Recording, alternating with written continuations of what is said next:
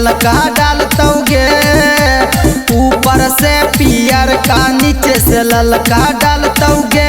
हे कोचिंगवा में पोलाई के मास्टरवा डालतोगे, हे ट्यूशनमा में बोलाई के मास्टरवा डालतोगे।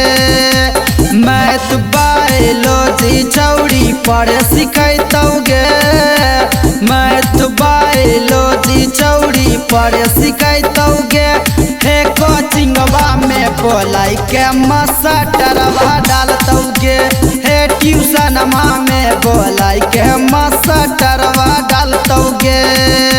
बुझाई गे?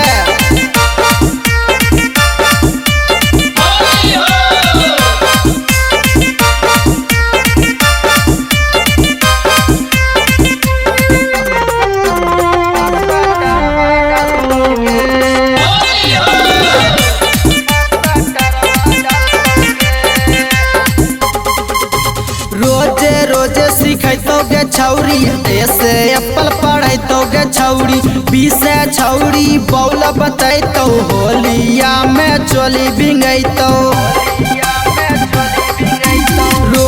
रोजे सिखैतोगे छौरी, ऐसे एप्पल पढ़ैतोगे छौरी, पीसे छौरी बौल बतैतो, होलिया में चोली बिंगैतो। माइनस में प्लस छौरी जोड़े सिखैतोगे, माइनस में प्लस छौरी जोड़े सिखैतोगे।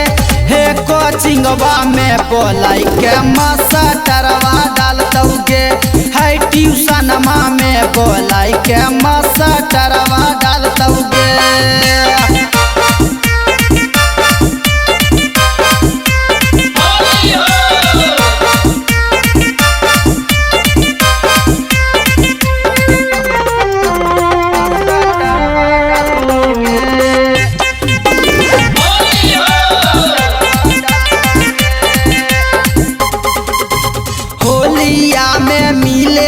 है अमन अंकज से रंग लगवाई है, पढ़े ले कोचिंगवा आई है, सब छौरा के मन बहलई है।